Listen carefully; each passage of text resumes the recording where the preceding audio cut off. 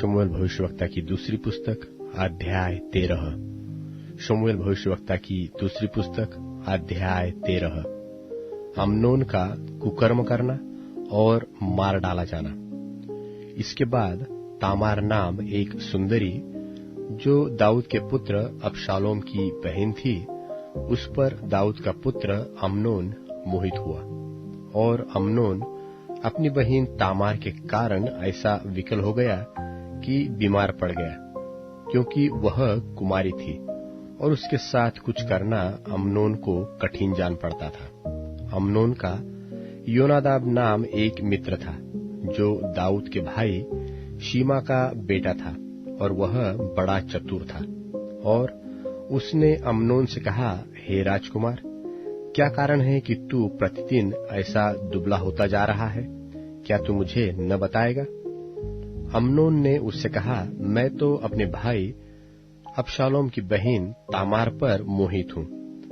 योनादाब ने उससे कहा, अपने पलंग पर लेटकर बीमार बन जा, और जब तेरा पिता तुझे देखने को आए तब उससे कहना, मेरी बहन तामार आकर मुझे रोटी खिलाए और भोजन को मेरे सामने बनाए, कि मैं उसको देखकर उसके हाथ से खाऊं। और अम्नोन लेटकर बीमार बना, और जब राजा उसे देखने आया तब अम्नोन ने राजा से कहा, मेरी बहन तामार आकर मेरे देखते 2 पुरिया बनाए, कि मैं उसके हाथ से खाऊं। और दाऊद ने अपने घर तामार के पास यह कहला भेजा कि अपने भाई अम्नोन के घर जाकर उसके लिए भोजन बना। तब तामार अपने भाई अम्नोन के घर गई, और वह पड़ा हुआ था। तब उसने आटा लेकर गूंधा और उसके देखते पुरियां पकाई। तब उसने थाल लेकर उनको उसके लिए परोसा, परंतु उसने खाने से इनकार किया। तब अम्नोन ने कहा, मेरे आसपास के सब लोगों को निकाल दो। तब सब लोग उसके पास से निकल गए। तब अम्नोन ने तामार से कहा, भोजन कोठरी में ले आ, कि मैं तेरे हाथ से खाऊं।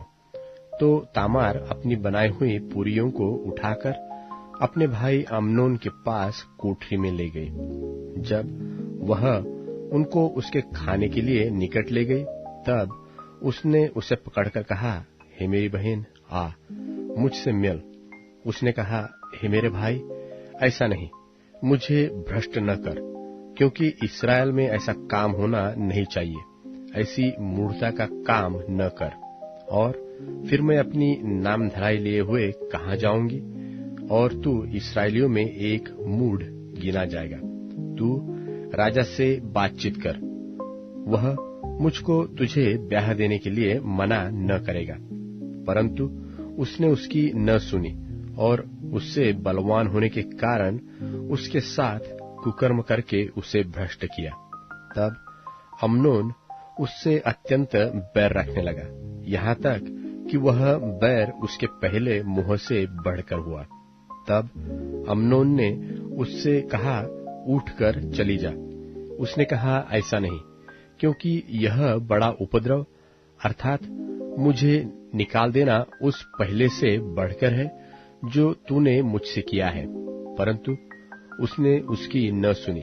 तब उसने अपने टहलुए जवान को बुलवाकर कहा, इस स्त्री को मेरे पास से बाहर निकाल दे, और उसके पीछे किवाड़ में चिटकनी लगा दे। वह तो रंग बिरंगी कुर्ती पहने थी, क्योंकि जो राजकुमारियां कुंवारी रहती थी वे ऐसे ही वस्त्र पहनती थी। सो अम्मोन के टहलुए ने उसे बाहर निकालकर उसके पीछे किवाड़ में चिटकनी लगा दी।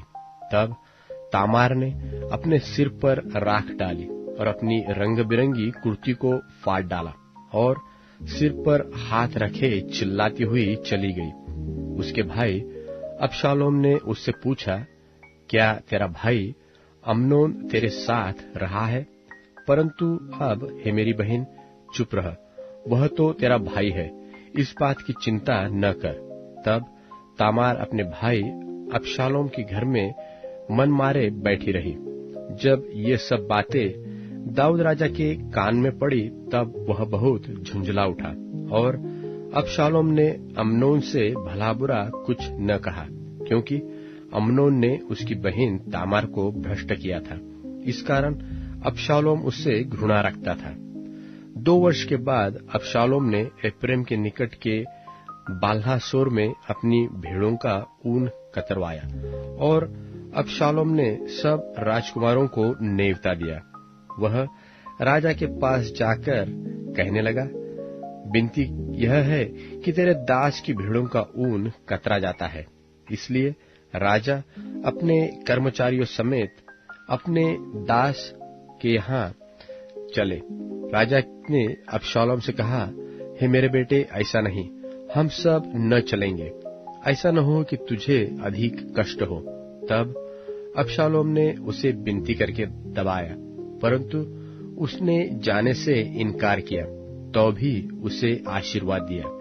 तब अबशालोम ने कहा, यदि तू नहीं तो मेरे भाई अम्नोन को हमारे संग जाने दे। राजा ने उससे पूछा, वह तेरे संग क्यों चले? परंतु अबशालोम ने उसे ऐसा दबाया कि उसने अम्नोन और सब राजकुमारों को उसके साथ जाने दिया। और अबशालोम ने अपने सेवकों को आज्ञा दी कि सावधान रहो, और जब अम्नोन दाखमधु पीकर नशे में आ जाए और मैं तुमसे कहूं अम्नोन को मारो, तब निडर होकर उसको मार डालना। क्या इस आज्ञा का देने वाला मैं नहीं हूं? हियाव बांधकर पुरुषार्थ करना। तो अबशालोम के सेवकों ने अम्नोन के साथ अबशालोम की आज्ञा के अनुसार किया। तब सब राजकुमार उठ खड़े हुए और अपने अपने खच्चर पर चढ़कर भाग गए। वे मार्ग ही में थे कि दाऊद को यह समाचार मिला कि अबशालोम ने सब राजकुमारों को मार डाला और उनमें से एक भी नहीं बचा। तब दाऊद ने उठकर अपने वस्त्र फाड़े और भूमि पर गिर पड़ा, और उसके सब कर्मचारी वस्त्र फाड़े हुए उसके पास खड़े रहे। तब दाऊद के भाई शिमा के पुत्र योनादाब ने कहा, मेरा प्रभु यह न समझे कि सब जवान अर्थात राजकुमार मार डाले गए हैं, केवल अम्नोन मारा गया है, क्योंकि जिस दिन उसने अबशालोम की बहन तामार को भ्रष्ट किया, उसी दिन से अबशालोम की आज्ञा से ऐसी ही बात ठनी थी। इसलिए अब मेरा प्रभु राजा अपने मन में यह समझकर कि सब राजकुमार मर गए उदास न हो, क्योंकि केवल अम्नोन ही मर गया है। इतने में अबशालोम भाग गया, और जो जवान पहरा देता था उसने आंखें उठाकर देखा कि पीछे की ओर से पहाड़ के पास के मार्ग से बहुत लोग चले आ रहे हैं। तब योनादाब ने राजा से कहा, देख, राजकुमार तो आ गए हैं, जैसा तेरे दास ने कहा था वैसा ही हुआ। वह कह ही चुका था कि राजकुमार पहुंच गए, और चिल्ला चिल्ला कर रोने लगे, और राजा भी अपने सब कर्मचारियों समेत बिखल बिखल कर रोने लगा। अबशालोम तो भागकर गशूर के राजा अम्मीहूर के पुत्र तल्मै के पास गया, और दाऊद अपने पुत्र के लिए दिन दिन विलाप करता रहा। अबशालोम के राजद्रोह की गोष्ठी। जब अबशालोम भागकर गशूर को गया, तब वहां 3 वर्ष तक रहा, और दाऊद के मन में अबशालोम के पास जाने की बड़ी लालसा रही, क्योंकि अम्नोन जो मर गया था, इस कारण उसने उसके विषय में शांति पाई। शमूएल भविष्यवक्ता की दूसरी पुस्तक अध्याय 14। शमूएल भविष्यवक्ता की दूसरी पुस्तक अध्याय 14। सरूयाह का पुत्र योआब ताड़ गया था कि राजा का मन अबशालोम की ओर लगा है। इसलिए योआब ने तको नगर में दूत भेजकर वहां से एक बुद्धिमान स्त्री को बुलवाया और उससे कहा, शोक करने वाली बन, अर्थात शोक का पहरावा पहन और तेल न लगा, परंतु ऐसी स्त्री बन जो बहुत दिनों से मुए के लिए विलाप करती रही हो। तब राजा के पास जाकर ऐसी ऐसी बातें कहना। और योआब ने उसको जो कुछ कहना था वह सब सिखा दिया।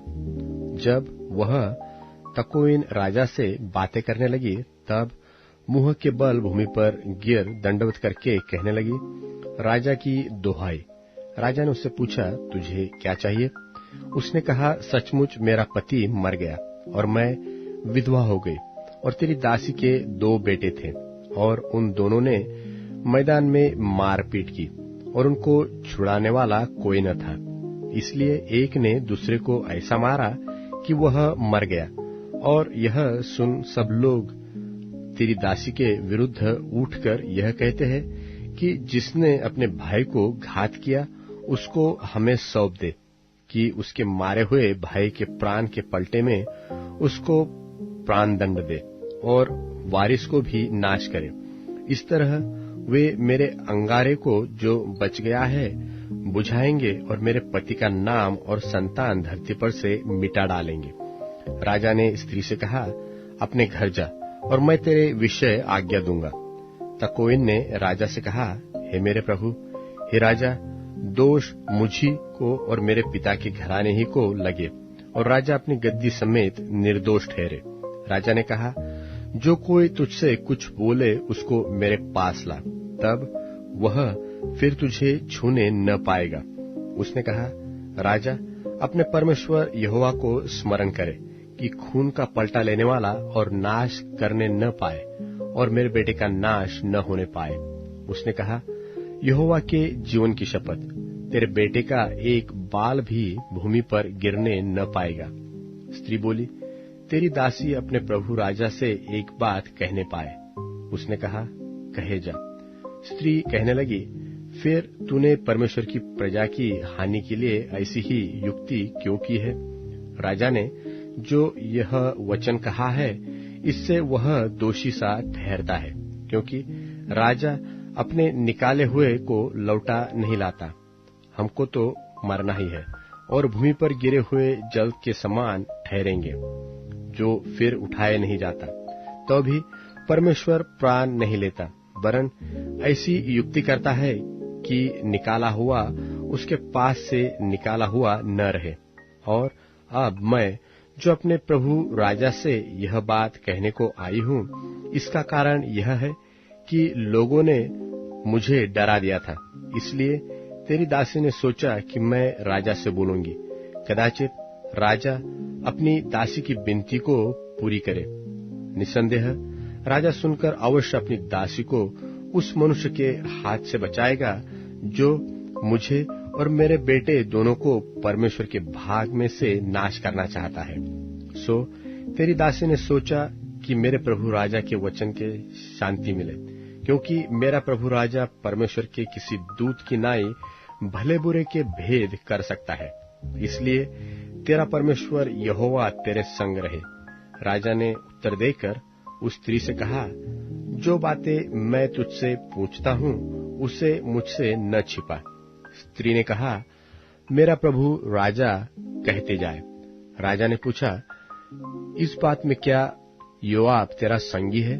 स्त्री ने उत्तर देकर कहा, हे मेरे प्रभु, हे मेरे राजा, तेरे प्राण की शपथ, जो कुछ मेरे प्रभु राजा ने कहा है उससे कोई न दाहिनी ओर मुड़ सकता है और न बाई।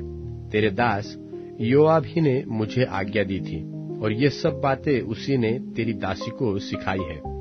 तेरे दास योआब ने यह काम इसलिए किया कि बात का रंग बदले, और मेरा प्रभु परमेश्वर के एक दूत के तुल्य बुद्धिमान है। यहाँ तक कि धरती पर जो कुछ होता है उन सबको वह जानता है।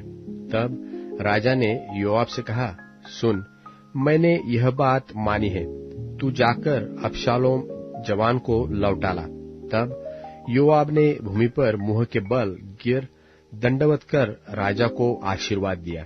और योआब कहने लगा, हे मेरे प्रभु, हे मेरे राजा, अब तेरा दास जान गया कि मुझ पर तेरी अनुग्रह की दृष्टि है, क्योंकि राजा ने अपने दास की विनती सुनी है।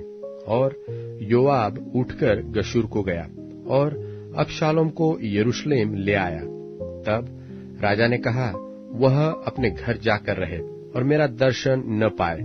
तब अबशालोम अपने घर जा रहा और राजा का दर्शन न पाया।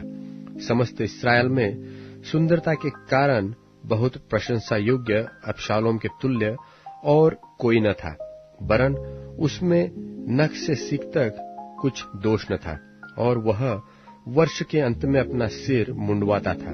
उसके बाल उसको भारी जान पड़ते थे, इस कारण वह उसे मुंडाता था, और जब जब वह उसे मुंडाता था तब तब अपने सिर के बाल तौलकर राजा के तौल के अनुसार 200 शकेल भर पाता था। और अबशालोम के 3 बेटे और तामार नाम एक बेटी उत्पन्न हुई थी, और यह रूपवती स्त्री थी। और अबशालोम राजा का दर्शन बिना पाए यरूशलेम में 2 वर्ष रहा।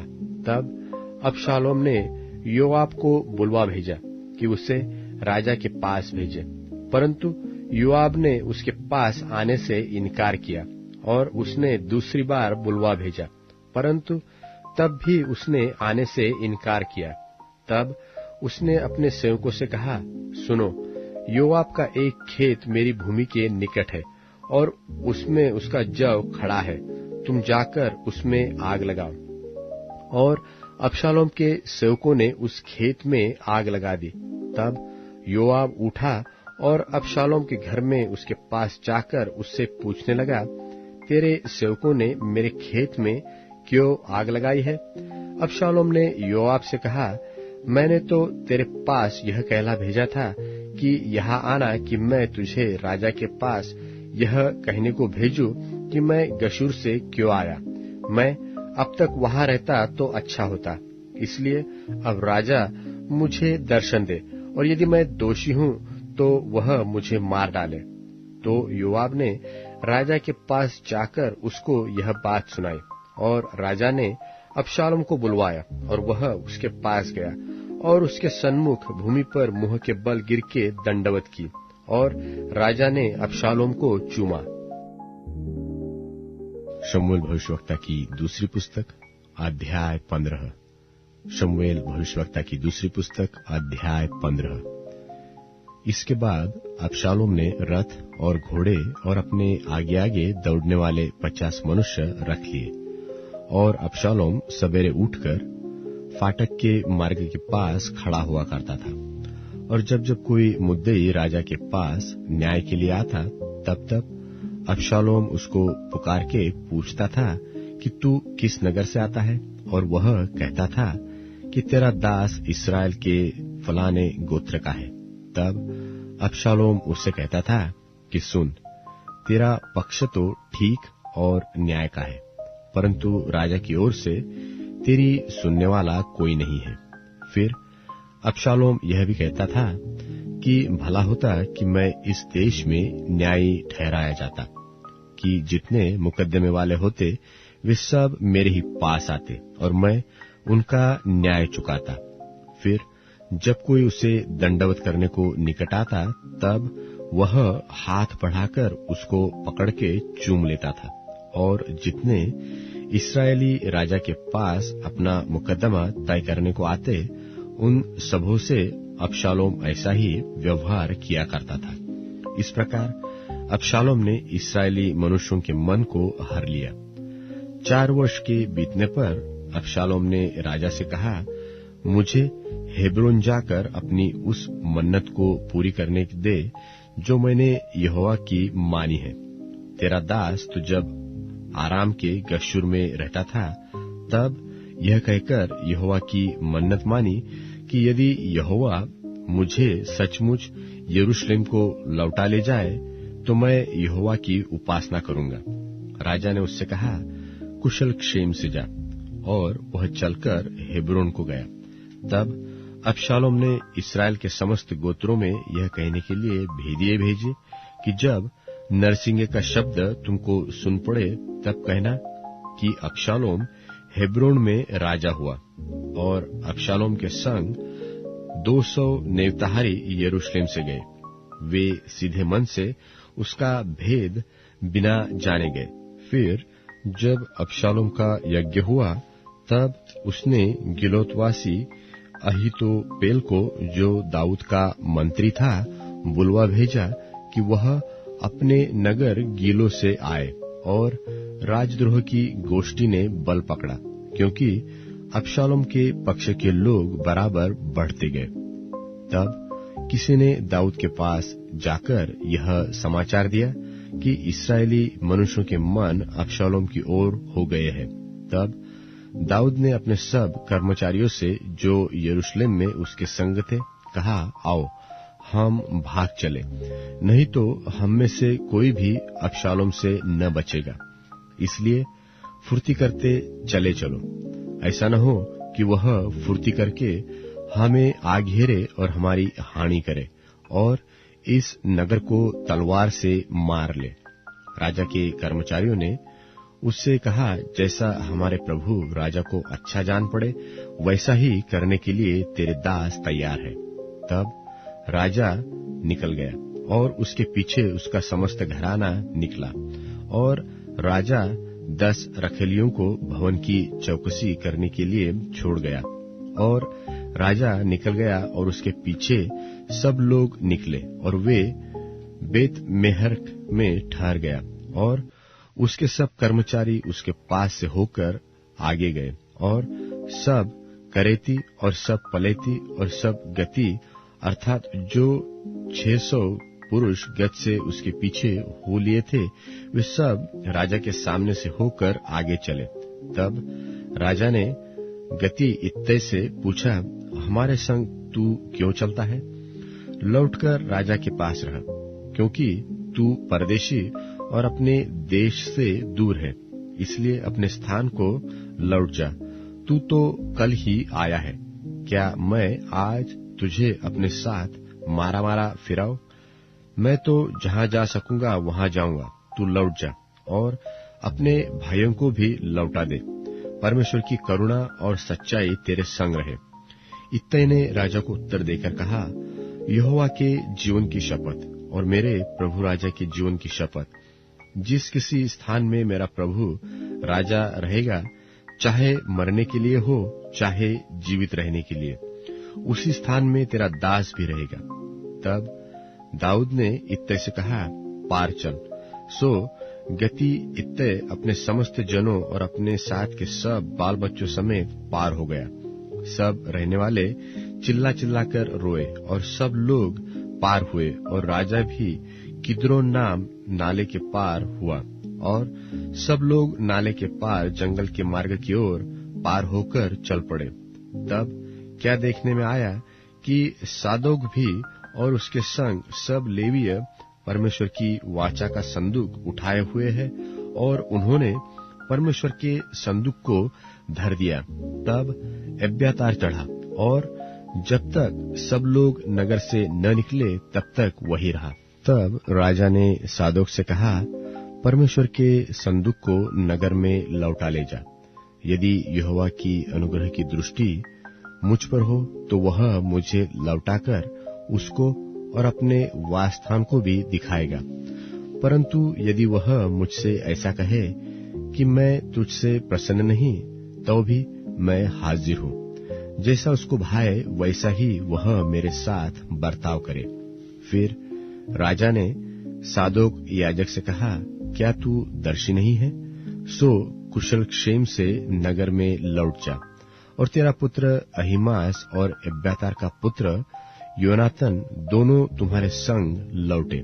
सुनो, मैं जंगल के घाट के पास तब तक ठहरा रहूंगा जब तक तुम लोगों से मुझे हाल का समाचार न मिले। तब सादोक और एब्यातार ने परमेश्वर के संदूक को यरूशलेम में लौटा दिया, और आप वही रहे। तब दाऊद जलपाइयों के पहाड़ की चढ़ाई पर सिर ढापे नंगे पांव रोता हुआ चढ़ने लगा, और जितने लोग उसके संग थे वे भी सिर ढापे रोते हुए चढ़ गए। तब दाऊद को यह समाचार मिला कि अबशालोम से संगी राजद्रोहियों के साथ अहीतोपेल है। दाऊद ने कहा, हे यहोवा, अहीतोपेल की सम्मति को मूर्खता बना दे। जब दाऊद चोटी तक पहुंचा जहां परमेश्वर को दंडवत किया करते थे, तब एरी की हुशे अंगरखा फाड़े सिर पर मिट्टी डाले हुए उससे मिलने को आया। दाऊद ने उससे कहा, यदि तू मेरे संग आए जाए तब तो मेरे लिए भार ठहरेगा, परंतु यदि तू नगर को लौटकर अबशालोम से कहने लगे, हे राजा, मैं तेरा कर्मचारी हूँगा, जैसा मैं बहुत दिन तेरे पिता का कर्मचारी रहा, वैसा ही अब तेरा रहूंगा, तो तू मेरे हित के लिए अहीतोपेल की सम्मति को निष्फल कर सकेगा। और क्या वहां तेरे संग सादोक और एब्यातार याजक न रहेंगे? इसलिए राजभवन से जो हाल तुझे सुन पड़े, उसे सादोक और एब्यातार याजकों को बताया करना। उनके साथ तो उनके 2 पुत्र अर्थात सादोक का पुत्र अहीमास और एब्यातार का पुत्र योनातान वहां रहेंगे। तो जो समाचार तुम लोगों को मिले, उसे मेरे पास उन्हीं के हाथ भेजा करना। और दाऊद का मित्र हुशै नगर को गया और अबशालोम भी यरूशलेम में पहुंच गया। प्रेरितों के कामों का वर्णन, 5वां अध्याय। और हनन्याह नाम एक मनुष्य और उसकी पत्नी सफीरा ने कुछ भूमि बेची और उसके दाम में से कुछ रख छोड़ा, और यह बात उसकी पत्नी भी जानती थी, और उसका एक भाग लाकर प्रेरितों के पांवों के आगे रख दिया। परंतु पतरस ने कहा, हे हनन्याह, शैतान ने तेरे मन में यह बात क्यों डाली है कि तू पवित्र आत्मा से झूठ बोले और भूमि के दाम में से कुछ रख छोड़े? जब तक वह तेरे पास रही, क्या तेरी न थी? और जब बिक गई, तो क्या तेरे वश में न थी? तूने यह बात अपने मन में क्यों विचारी? तू मनुष्यों से नहीं, परंतु परमेश्वर से झूठ बोला। ये बातें सुनते ही हनन्याह गिर पड़ा और प्राण छोड़ दिए, और सब सुनने वालों पर बड़ा भय छा गया। फिर जवानों ने उठकर उसकी अर्थी बनाई और बाहर ले जाकर गाड़ दिया। लगभग 3 घंटे के बाद उसकी पत्नी जो कुछ हुआ था न जानकर भीतर आई। तब पतरस ने उससे कहा, मुझे बता, क्या तुमने वह भूमि इतने ही में बेची थी? उसने कहा, हाँ, इतने ही में। पतरस ने उससे कहा, यह क्या बात है कि तुम दोनों ने प्रभु के आत्मा की परीक्षा के लिए एका किया? देख, तेरे पति के गाड़ने वाले द्वार ही पर खड़े हैं और तुझे भी बाहर ले जाएंगे। तब वह तुरंत उसके पांवों पर गिर पड़ी और प्राण छोड़ दिए। और जवानों ने भीतर आकर उसे मरा पाया और बाहर ले जाकर उसके पति के पास गाड़ दिया। और सारी कलीसिया पर और इन बातों के सब सुनने वालों पर बड़ा भय छा गया। और प्रेरितों के हाथों से बहुत चिन्ह और अद्भुत काम लोगों के बीच में दिखाए जाते थे, और वे सब एक चित्त होकर सुलेमान के ओसारे में इकट्ठे हुआ करते थे। परंतु औरों में से किसी को यह हियाव न होता था कि उनमें जा मिले, तो भी लोग उनकी बड़ाई करते थे। और विश्वास करने वाले बहुतेरे पुरुष और स्त्रियां प्रभु की कलीसिया में और भी अधिक आकर मिलते रहे, यहाँ तक कि लोग बीमारों को सड़कों पर ला लाकर खाटों और खटोलों पर लिटा देते थे कि जब पतरस आए तो उसकी छाया ही उनमें से किसी पर पड़ जाए। और यरूशलेम के आसपास के नगरों से भी बहुत लोग बीमारों और अशुद्ध आत्माओं के सताए हुओं को ला लाकर इकट्ठे होते थे, और सब अच्छे कर दिए जाते थे। तब महायाजक और उसके सब साथी जो सदूकियों के पंथ के थे, डाह से भरकर उठे और प्रेरितों को पकड़कर बंदी गृह में बंद कर दिया। परंतु रात को प्रभु के एक स्वर्गदूत ने बंदी गृह के द्वार खोलकर उन्हें बाहर लाकर कहा कि जाओ, मंदिर में खड़े होकर इस जीवन की सब बातें लोगों को सुनाओ। वे यह सुनकर भोर होते ही मंदिर में जाकर उपदेश देने लगे। परंतु महायाजक और उसके साथियों ने आकर महासभा को और इस्राएलियों के सब पुरनियों को इकट्ठे किया और बंदी गृह में कहला भेजा कि उन्हें लाएं। परंतु प्यादों ने वहां पहुंचकर उन्हें बंदी गृह में न पाया, और लौटकर संदेश दिया कि हमने बंदी गृह को बड़ी चौकसी से बंद किया हुआ और पहरे वालों को बाहर द्वारों पर खड़े हुए पाया, परंतु जब खोला तो भीतर कोई न मिला। जब मंदिर के सरदार और महायाजकों ने ये बातें सुनी तो उनके विषय में भारी चिंता में पड़ गए कि यह क्या हुआ चाहता है। इतने में किसी ने आकर उन्हें बताया कि देखो, जिन्हें तुमने बंदी गृह में बंद रखा था, वे मनुष्य मंदिर में खड़े हुए लोगों को उपदेश दे रहे हैं। तब सरदार प्यादों के साथ जाकर उन्हें ले आया, परंतु बरबस नहीं, क्योंकि वे लोगों से डरते थे कि हमें पत्थरवाह न करें। उन्होंने उन्हें फिर लाकर